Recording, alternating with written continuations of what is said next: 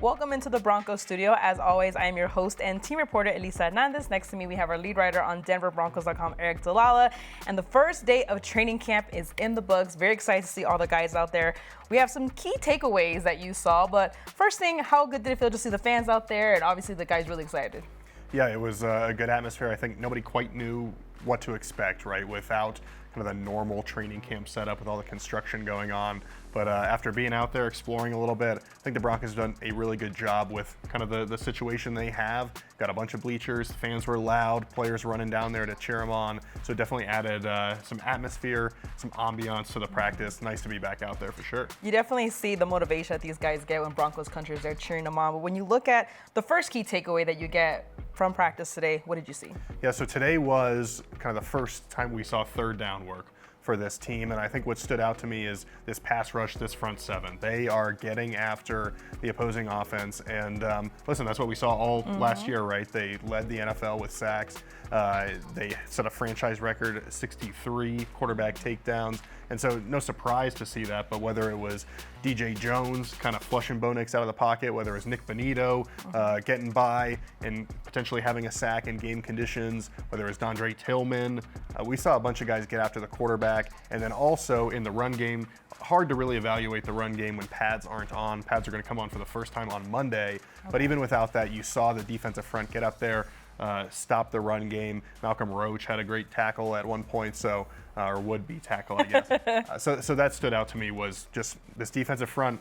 It looks as good as advertised so far. When you look at the offensive side, you're going to see that next step for the year two wide receivers, but then you have another wide receiver that's a rookie trying to come in and make a mark. So another key takeaway looking at the offense, what do you have there? Yeah, I think both Troy Franklin, who you referenced as kind of that second-year guy, and Pat Bryant, a rookie out of Illinois, both of those guys made some plays today. Pat Bryant in particular, I thought made some catches in traffic that were impressive. On one of them, Bo Nix kind of rolled out of the pocket, showed his ability to throw on the run, and fired it to Bryant down the field. He's sure-handed, which we've heard Sean Payton talk about that, his ability to play with toughness. I think you saw that today in practice. And then Troy Franklin, last year, Sean Payton said after practice, you start to see him take those steps, especially obviously in that playoff game against Buffalo. He had that long touchdown catch. But yeah, today he had several catches, including a really deep one from Jarrett Stidham.